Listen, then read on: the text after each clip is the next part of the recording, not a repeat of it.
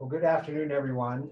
Welcome to the Wyoming Telehealth Network monthly webinar. Today is September 27th. My name is Corey Jenkins, and I'll be facilitating this afternoon's session. I just remind everyone to make sure to keep your mics muted so that we don't have any background noise. When we do the question and answer period at the end, you can unmute yourself, or Kyle can unmute you from our end here. I'd also like to remind everyone that we do caption these sessions, and so if you're interested in the captioning, Kyle has pushed the link in the chat. You can see that by moving your cursor over your screen, and you'll see the little sub-menu pop up, and there's a little icon that says chat. Just click on that. If there's pending chats in there, it will turn red. Is it red? Orange. Orange. And so you'll know that there's chats in there. Just click on that, and you can see what chats are out there. But yeah, so there's a hyperlink to the captioning if you'd like to take a look at that. You can open that up in a different window and then put that on your screen so that you can see both the presentation and the captioning. So with that, I would also ask that if you have any questions during today's session, if you'd like to if you could hold those until the end, if they're really pertinent to the topic that's being discussed at the moment, if you type them into the chat, or if you have any questions, you just type them into chat and we will get to them. If it's something that's pertinent to the topic that's currently being discussed, I'll interrupt Susan and we'll ask your question. If not, we'll probably hold all the questions to the end. And so we do have a question and answer period at the end though. So anyway, so without any further ado, I'd like to introduce today's presenter. Susan Clark is an ISC squared certified healthcare information security and privacy practitioner. She has 15 plus years of healthcare experience and 10 plus years design and development in electronic health record software. She has a bachelor's of science with computer science with a computer science major. I'm sorry. She also was a National Incident Management Systems certificate. She has a National Incident Management Systems certificate. And she served on IT security, disaster recovery, and joint commission steering committee. She also served as a communications unit lead during healthcare systems ready and complete alerts. And so without any further ado, I will turn the time over to Susan, who will be giving the presentation. Thank you so much, Corey. Can you hear me okay? Yes. Okay, great. Thank you very much for those kind words that I provided for you. I appreciate the introduction very much. So before we get started, I'd also like to give a shout out to Mountain Pacific. This is a company that I work for that allows me to do what I love every day. So Mountain Pacific is actually in the 4 states of Alaska, Hawaii, Montana, and Wyoming, and it's a private nonprofit community-based organization. Mountain Pacific's goal is to increase the access to high-quality healthcare that's affordable, safe, and of value to the patients that we serve. So it's a real pleasure to be here today, and I actually live in Wyoming. I'm over on the western part of the state, so and enjoying finally some nice weather. Last week, of course, was record cold, so hopefully it'll be nice getting into the weekend. A little bit more about the Mountain Pacific line that I work with. I work with security risk analysis, and I do a lot of them in the states of Montana as well as Wyoming. And the reason that we actually started HIPAA Pass is because we really realize how compliance can really put quite a burden on especially small and medium-sized practices and organizations. And so we came up with HIPAA privacy and security solutions to help make it more affordable. So that's about it for the sales piece of it. And so we'll get right into the educational part of it now. But before we do, it's always good to look at a legal disclaimer. I've been at this for a very long time, but I certainly don't know it all. And I always consider myself to be a student. I'm constantly learning, as I think probably all of us are on the call. We know that we're in an industry that's just evolving all the time and new threats are out there. So basically, I just want to say I'm not an attorney, and some of the subject matter that we do discuss could have some serious consequences to your organization. So please, if you need that legal representation, I recommend that you seek that out. I just want to go through a few acronyms. You know, sometimes in our industry we throw out a lot of acronyms and it can be confusing. especially if we have people on the call that are a little bit newer.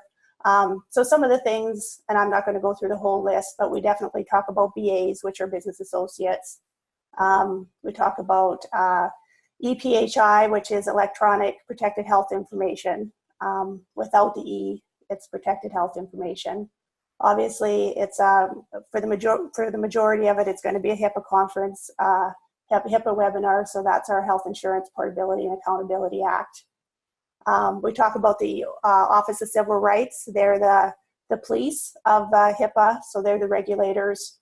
So we talk definitely about them a little bit today. And then we also talk about the NIST standard framework. And that comes to us from the National Institutes of Standard and Technology. For those of you that aren't familiar, it's a framework that we use when we do security risk analysis. There's a lot of excellent frameworks that come out of NIST.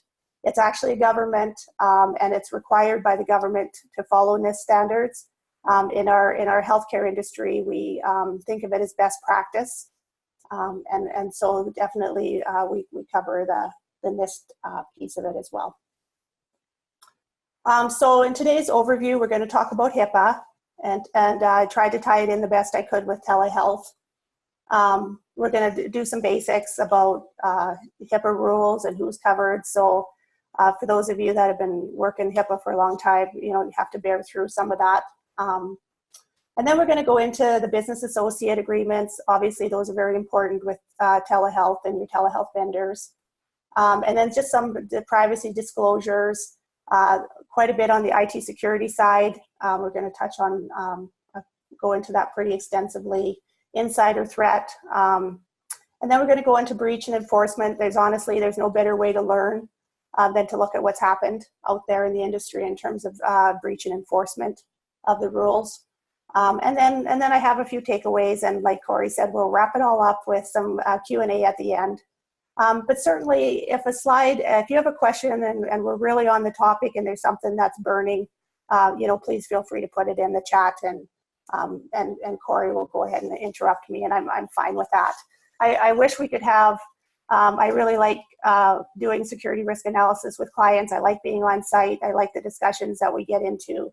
And I wish we could do more of that today, but since it's, we only have so much time, obviously this is kind of the venue that we need to follow. But anyways, so just to start out with HIPAA and telehealth, basically privacy, security, and confidentiality issues must be addressed in telemedicine, the same as in conventional medicine. So in many, many ways, this webinar is not going to be a whole lot different because we're doing a telehealth.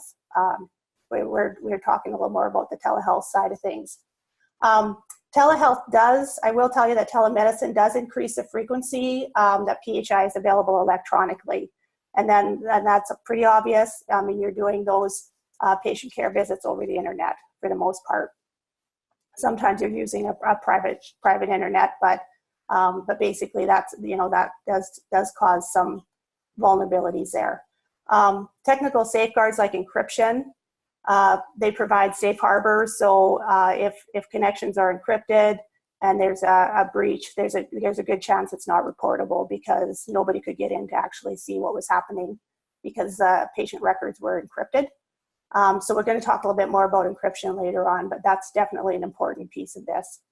And then basically when you don't, as a covered entity or provider, don't have control over a vendor's actions or operations, and in those cases, you really need to clearly state, and have appropriate business associate agreements, and that'll protect you from some of that liability. And also business associate agreements are a requirement. And so again, we're going to talk about business associate agreements in a little bit more detail. I really wanted to start off though by talking about the mobile medical apps and HIPAA.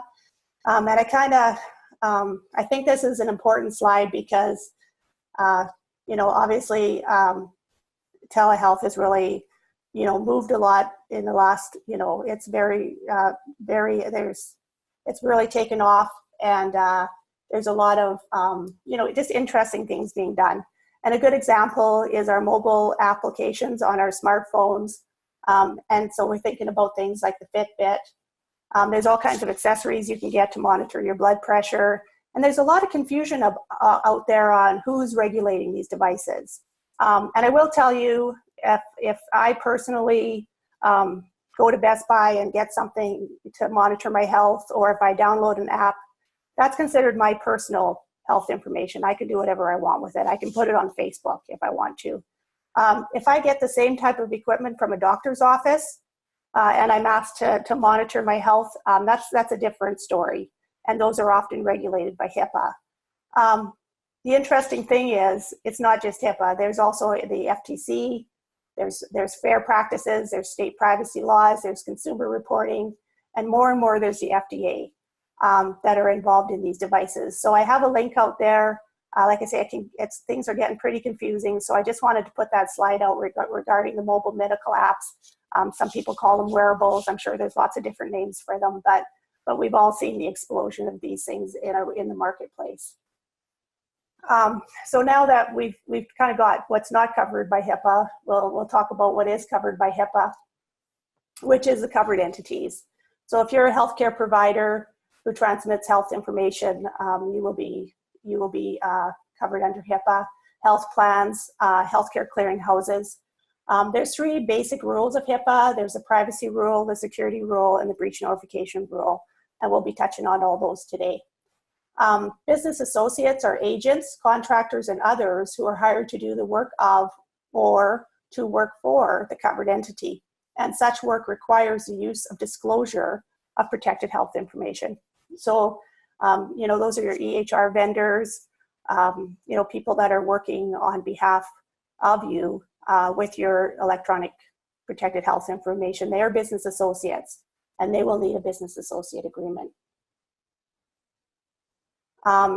So again, just to delve into business associates a little more, telehealth companies, or telehealth can have a greater number of platforms, and the role of the telehealth company, like a BA, it would be in data storage, reporting, billing, and that type of thing. So BAs must comply with technical, administrative, and physical safeguard requirements under the security rule. And they are liable for security rule violations. So again, it's very important that you have that spelled out in the business associate agreements. BAs must comply with use or disclosure limitations that are in its contract for the privacy rule.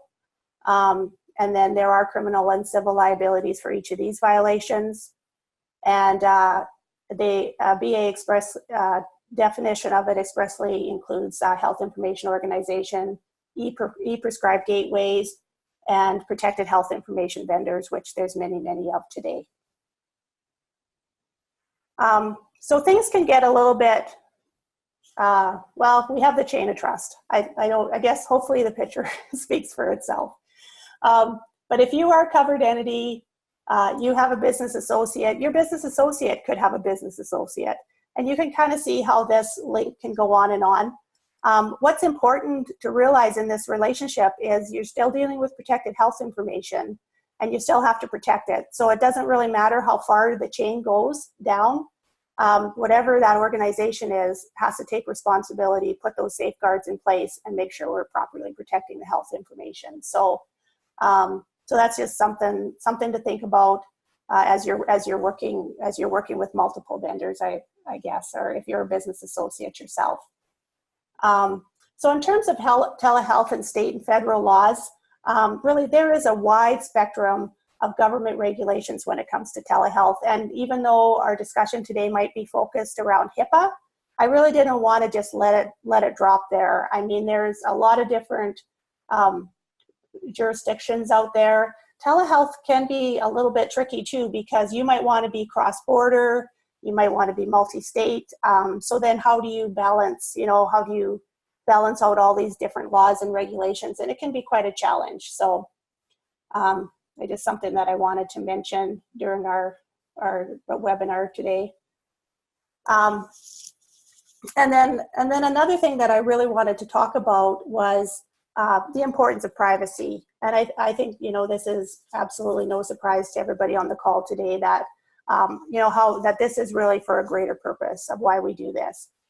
People choose to disclose their most intimate information in order to get healthy. Care providers earn patients' trust by guaranteeing their privacy.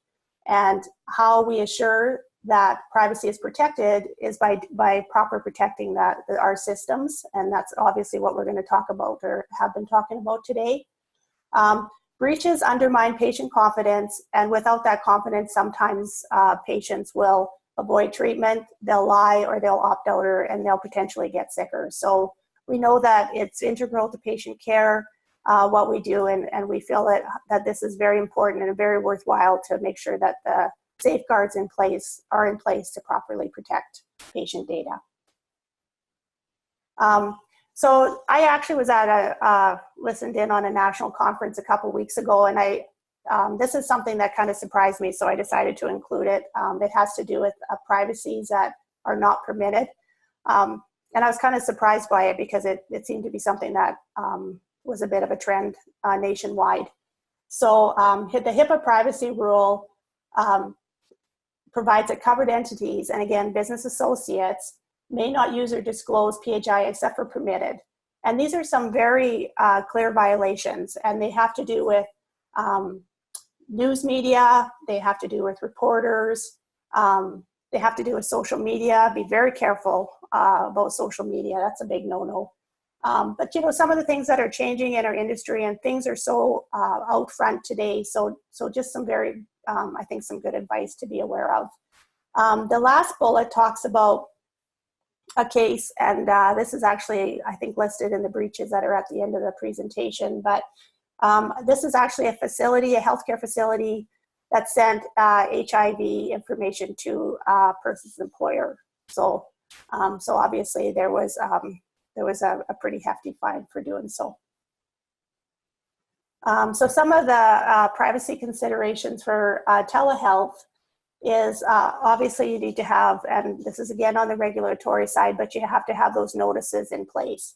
And there can be, depending on how you're conducting business and where you're conducting business, there can be a multitude of them, including privacy practices, website privacy statements, online pop-up authorization, electronic signatures, informed consent to do telemedicine, so all things you need to check on. The state laws, of course, do vary. If you're dealing with a multiple state, if you use the strictest laws, then often that kind of gives you some assistance there in standardizing your processes. And then the other thing is just, you know, to make sure that the room is private. I've actually come across a lot of those noise makers that are placed outside patient rooms now that actually drown out the voices that are coming out, and they can be quite effective. But you really want it to be comfortable for the patient. So you want to make sure that it's private and there's no concern about being interrupted.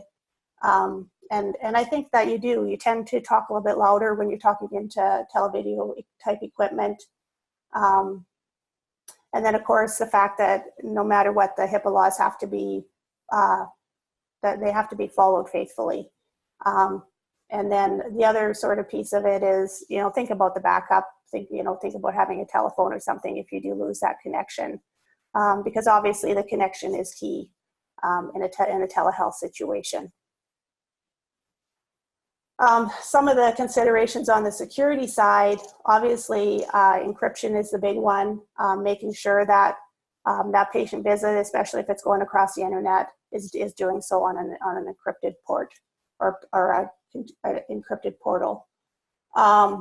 There is some challenges as protected health information moves through organizations, obviously moves through the various places. You know, we do a lot of segmentation for that, and that can be quite effective. A robust IT department will support telehealth security requirements. I would strongly recommend you getting the IT department on board ahead of time if you're considering doing telehealth. You might find yourself in a situation where you're bringing a lot of donuts to the IT department because they might be a little bit upset with you if you forget to include them. But joking aside, they really are the ones that understand the security requirements, and definitely that HIPAA security officer would be the one that wants to look just to make sure that at every place, the data is being secured, the health record is being secured. So the IT department, even though, I mean, things may seem a lot simpler now, it's still very key to make sure you include them and have those discussions with them. There's always some discussion around access to the local EHR, how that's going to work. And then there's a lot of things that are being done around de-identifying data. Definitely you can avoid the risk altogether if you can de-identify that patient data. But that obviously that can be a tricky thing to do too, so not always that easy. Medications sometimes require wet signature. Credentialing staff, that can take some time, so you want to make sure you prepare for that. And then the other one is that telehealth may be unfamiliar territory for some security professionals. You really have to keep up with the industry here. And I hate to date myself, but I remember our first telehealth equipment, back 10, 15 years ago, and it was big and clunky and it never worked. And so I know that the industry has come a long, long way since then. We have a lot of innovation going on. And whenever that's happening, it is very difficult for people to keep up with the times. So sometimes that can be a challenge. So in the security world, we actually use a CIA triad a lot. It's kind of the pivotal point of IT security. And it's confidentiality, it's integrity, and it's availability, and that's what the CIA stands for. So when we think about that, and we think about the different aspects, so what if my health record isn't kept private? So, that's something that would affect, obviously, that's the confidentiality of the record. And, that could be due to a hack, a cyber attack of some kind, or some kind of a breach that happens in your organization. So definitely ties in there. The integrity is, what if my healthcare record isn't accurate? This can be very dangerous. I see this happening on the technical side, sometimes with interfaces, or sometimes when we change EHR systems and we're running conversions, we see that sometimes the integrity of our health records can be compromised there. Obviously during a hack as well. Anytime they take and encrypt a whole device, hackers aren't particularly careful about when they decrypt the data. And then what if my health record isn't available when it's needed, and that's availability. And of course, we work very hard to keep availability high. We don't like the downtimes with the electronic health records. So we work hard at that. And then of course, things like ransomware just comes along and just takes the records right out from under us, and that can be very serious. So really right now we are in an unprecedented security risk situation, and that's a lot of that has to do with the cybersecurity. And I know that was last month's topic. I sat in on it. It was very good. So I decided not to go into a lot of detail about cybersecurity, but it's very hard not to at least have a mention there. But when we think about the security risks to our organizations, what we're really finding is that there's a lot of consequences here. I mean, it used to be back in the day that it was IT's job. This is not our deal. It's the IT department. It's their job. But now it really taken a team approach in the whole organization. But we call it just building a culture of compliance within your organization. And I can't emphasize how important it is to include everybody in that. Because there's operational consequences, there's patient care consequences. There are things that can happen to your organization. Obviously, some of those fines are very hefty. It's a hit on your reputation. There's many, many reasons. It costs a lot of money. The cost of a breach is very, very expensive. And another piece of it is that we often underestimate the proliferation of EPHI within our environments. It's really becoming where we need to look and see what are our workflows within the clinic, and how is the data, the EPHI, how does it come into the EHR? How does it go out of it? Do we have a lab interface? Are we interfacing to a health information exchange? Is the data going out through telehealth? Where are all the pieces and parts? And are we making sure that every step of the way we're looking at that processes, we're looking at the EPHI, and we're making sure that it's properly safeguarded? And that's a huge job. That's a huge job. And there's no such thing as 100%. You're never going to have zero risk, and you're never going to have 100% secure organization. So that's what honestly keeps a lot of IT folks awake at night. And so we do know. I mean, today healthcare is basically a hotbed for cybersecurity activity. And those are some of the things I had mentioned in the previous slide. We have just a lot of sharing of information, the electronic health record, and we are in a data explosion situation right now. So lots going on and lots of things to look at. And this is some of the things that we do during a security risk analysis, is we have a lot of different conversations about, again, not just the IT structure or infrastructure in the organization, but workflow and, and how, is there patient data on a shared network drive, for example? I mean, the list goes on and on of how these things happen. So how we protect the data is through standards and safeguards, and this is some of the NIST standard framework that I was talking about right at the very beginning. And so we use standards, and standards are covered entity and business associates must comply with standards and specifications. Some specifications are required and some are addressable. There's a little bit of scalability when it comes to smaller practices or provider offices.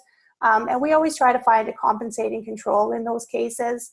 But there's a lot of different environments out there. And so, you have to kind of look at the environment and kind of go from there with some of this stuff. But the safeguards, there's 3 different kinds. There's administrative, technical, and physical. And I'm just going to go into a little bit of detail on each of those.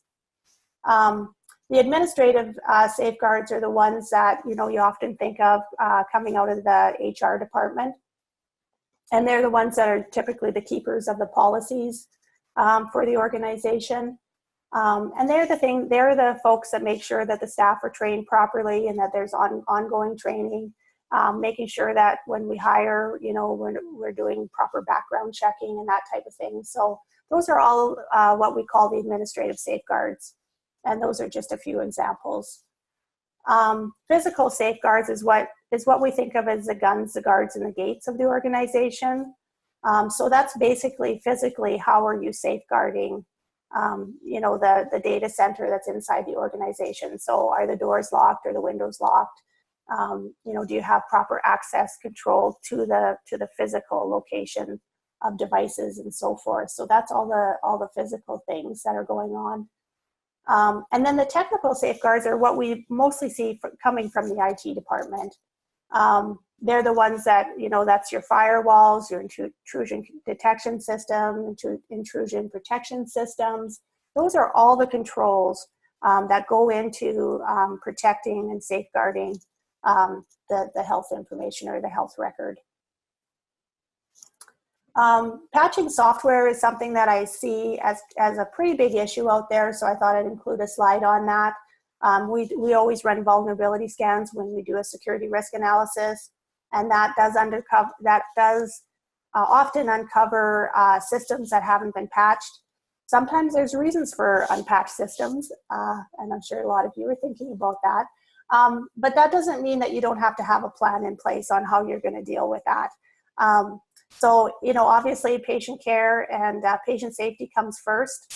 That's a given. So if you find yourself in a situation that you're not able to do proper patching, make sure you do documentation and do your due diligence on it. See if there is some of those compensating controls. Does it really need to be connected to the internet, this type of thing? So patching of software, and I won't read the whole slide for you, but that is something that is definitely quite a vulnerability out there, so I wanted to mention it. The next slide talks about transmission security, which when we think about a telehealth program, that's definitely something that we want to be very mindful of is security during the transmission. And we really do need to make sure that encryption is in place both at rest and in motion. Encryption at rest would be like your hard drive is encrypted. And some vendors don't go through the extra step of making sure that the data is encrypted as it's moving through the internet. It seems like a pretty basic thing, but yeah, it's good to always ask the question. I know we're on the Zoom platform, and it is encrypted, and it does follow AES 286, which is an industry standard for encryption.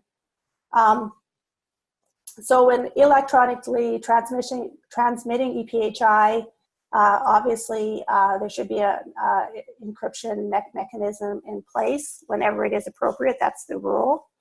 And then applications that you should be considered in terms of encryption are your emails, your text messaging, application sessions, remote backup, and remote access and support sessions. So again, think about all the different transmissions that you have within your organization coming and going.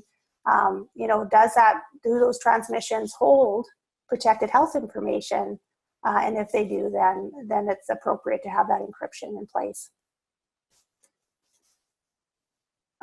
So another piece that is getting a lot of attention today are obviously the mobile devices, and I actually have done entire webinars and presentations on mobile devices. It is such a huge topic, so I feel kind of bad that I'm going to just cover it all in one slide, but I really did want to pull that out for you because there's a very good guidance available. So the link is on the slide here for you to look at later on, but definitely mobile devices.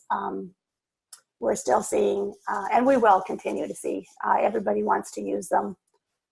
Physicians like them, they fit into their pockets, and you know, when they're making their rounds. And so this is an area that I can see is going to continue to grow. So another area that is getting a lot of attention is insider threat. And I always think about this one as really low-hanging fruit because this doesn't really cost hardly anything to fix. I mean, there is insider threat. The percentage is pretty staggering when you look at it. And I honestly believe that it's not malicious or intentional in most cases. It really does come from staff not being educated and having an understanding of what their piece is as part of this team to keep your organization safe. And so it is something to think about, but not just annual training. Don't just train staff every year. You should also do ongoing training. And if you're not already, make sure you sign up for the listservs out there. If you notice where this is sourced from, this is actually sourced from the privacy listserv. There's also a security listserv as well. And please sign up for both of those. You'll get great emails, like every time there's a major breach going on, or, you know, certainly lots of disaster stuff like we've had recently. But it'll come in the email, and then you can share that with your staff. So it's a great way. It's a great learning tool.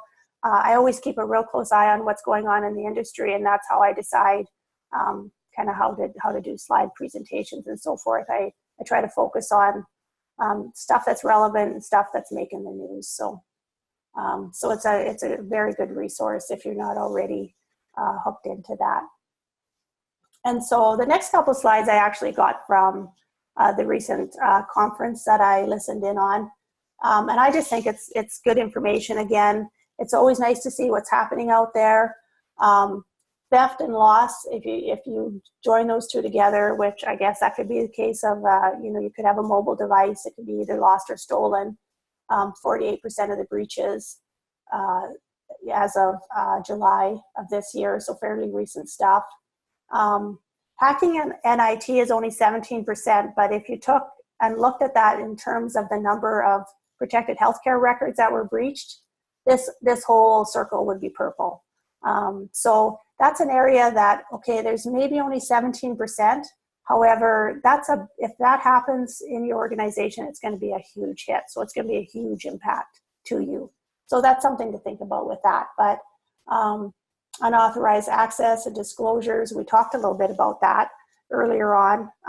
Improper disposal, that shouldn't be on there. That's a real easy one to fix, although it's only at 3%, but still, it's a pretty easy one to fix. So. And then this one is breaches by location, which, it's a pretty equal pie, if you will. But these are the different locations that breaches have happened in. And I don't know, it's still surprising, 21% paper records. So, gosh, I'd love to go back to the day where we just had to lock the door to the med records department and walk away. But anyways, we obviously still do have a lot of nursing homes and stuff are still on paper records. So 21% of the breaches are happening at that level still. So here's a list of recent enforcement actions. Again, if you sign up for those listservs, you'll get these as they come in. They're a great learning tool. Nothing is more helpful than seeing something happen to another organization and then you going, oh, gee, maybe we should beef up our efforts in that particular area. And the very first one is the one that I've mentioned about handling of HIV information that jeopardizes patient privacy. So something pretty mortifying to have that shared with an employer. But anyways, so here's the list. I'm not going to go into a lot of detail on it. There's the wall of shame out there. It's always interesting, again, and do consider signing up for the listservs if you're not already. And then just a few breach highlights, again, from the conference that I attended. Pretty staggering to think about how many approximately 2,000 reports involving breaches of PHI affecting 500 individuals or more. But the very last bullet is pretty amazing how many individuals were actually affected by that. So that's a lot of patient records that are breached here. And then a little bit less when it's 500, fewer than 500, but almost 300,000 reports of breaches affecting protected health information. So definitely lots of it happening out there. The cybersecurity newsletters, again, taken from OCR, are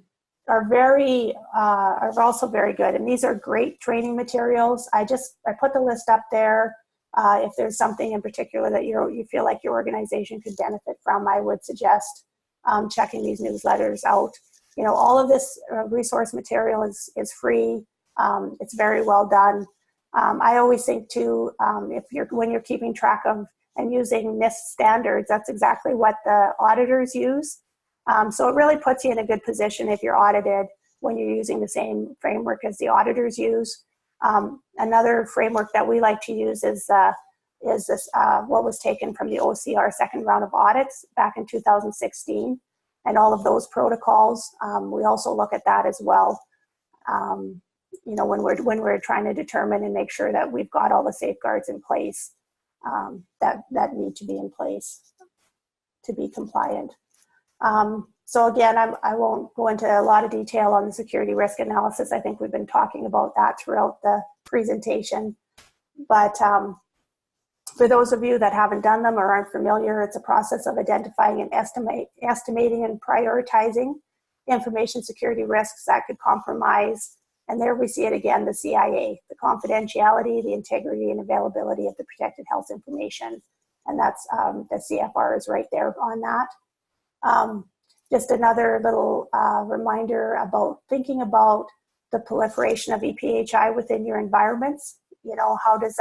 How does it work in the workflow? It's a very good place to start and look at and see. And of course, infrastructures, the infrastructure, the IT infrastructure of an organization can vary greatly. So there's a lot of different ways of doing things. And then just some examples of some of obviously some of the systems that we have to be very considerate of. And then I just have some links for you where you can get information on privacy rule, security rule, breach notification rule, and of course, business associates as well. And then just to leave you with a parting thought today, it is important please always remember that checking the box for compliance is important, but protecting patients and their health records is even more important. And like I say, it's definitely a greater cause, and that's why we do what we do. I want to thank you so much, though, for your valuable time today. And here's just a quick view of our website. And if there's anything I can do to help, my email address is on there, my phone number, and I'd be happy to help in any way I can.